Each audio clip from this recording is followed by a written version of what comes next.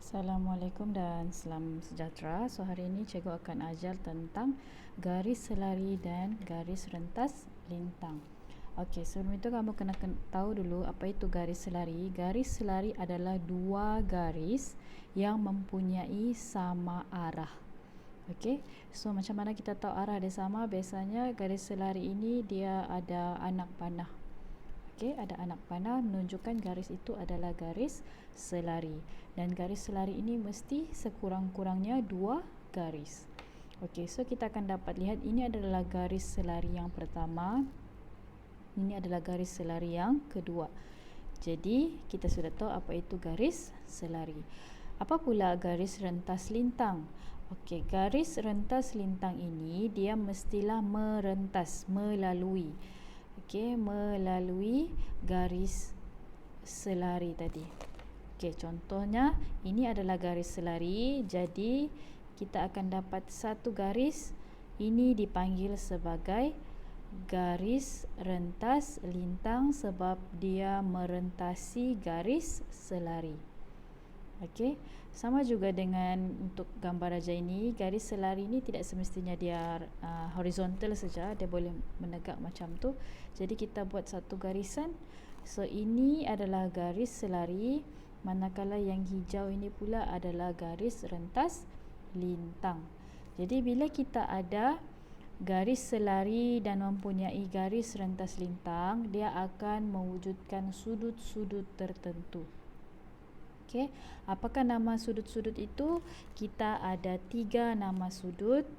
Bila ada keadaan, tengok ada garis selari, kemudian ada garis lintang, dia akan mewujudkan sudut sepadan, sudut selang-seli dan juga sudut pedalaman.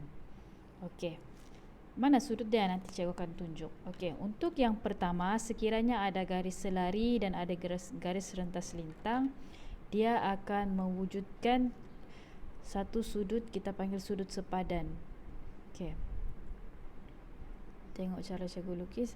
Sekiranya ada sudut begini, kita panggil dia sudut sepadan. Okey, macam mana kita kenal pasti itu adalah sudut sepadan? Kita gunakan simbol huruf F.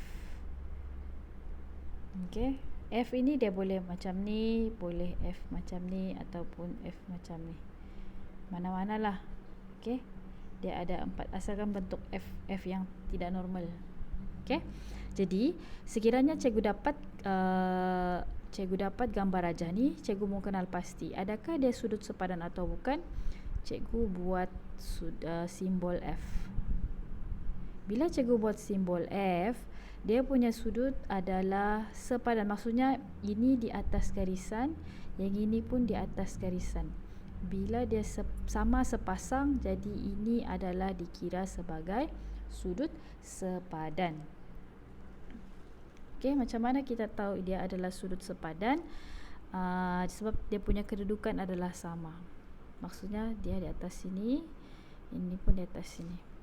Okey, apa yang kita perlu tahu tentang nilai sudut sepadan? Nilai sudut sepadan adalah sama. Sama maksudnya sekiranya pasangan yang di atas ini adalah 30 darjah, yang di bawah pun dia akan jadi sama juga 30 darjah. Okey. Kemudian apabila untuk keadaan yang kedua, kita tengok sudut selang-seli. Untuk sudut selang-seli, kita sama juga ada garisan, kemudian kita ada sudut macam ni. Okey. Kalau kita buat bentuk F, di atas ni, dia tidak jadi sepadan. Jadi ini sebenarnya adalah sudut selang-seli. Sudut selang-seli dia diwakili dengan simbol Z. Nah, Z dia boleh Z terbalik macam ni lah. Okey. Yang terbalik tengah langgang macam tu. Okey. Untuk buktikan betulkah ini adalah sudut selang-seli, kita buat simbol macam ni. Dia berselang-seli. Jadi satu di dalam celah di sini, ini pun sama. Jadi dia adalah pasangan sudut selang-seli. Dia mesti sama, tidak boleh kalau kamu dapat sudut macam ni, Kalau kamu dapat sudut macam ni, satu di dalam, satu lagi di luar. Bila kita buat simbol Z, satu di dalam, sepatutnya satu di sebelah sini kan, tapi dia di luar. Jadi salah, itu bukan sudut selang-seli. Jadi ini adalah sudut selang-seli. Apa yang kita bagi tahu nilai sudut selang-seli ini ialah nilai sudut selang-seli adalah sama.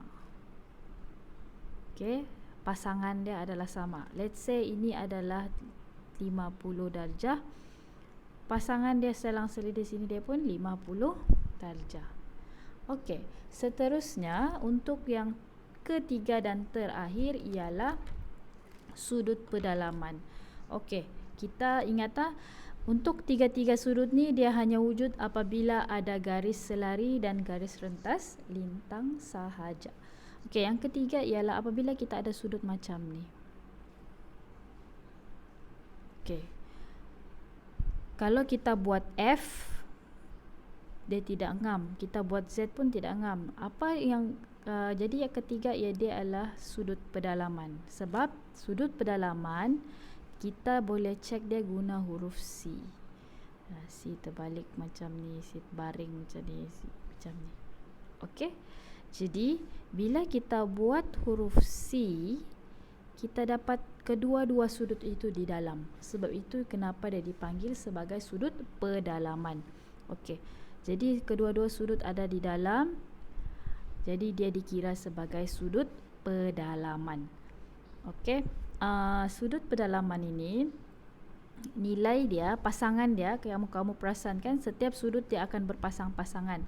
Kalau sudut pedalaman, pasangan dia adalah sama, ini sama, tetapi sudut pedalaman dia lain sedikit, di mana let's say ini adalah pasangan nama dia A, ini pasangan dia nama dia B.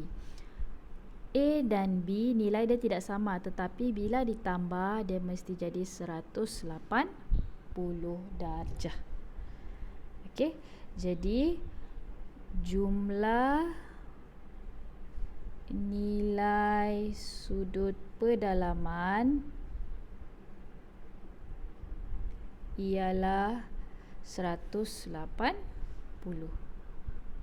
Okey, ingat ini nilai F, lepas tu nilai dia sama, selang-seli dia punya simbol Z, nilai dia sama, pedalaman simbol dia C, nilai dia ditambah mesti jadi 180.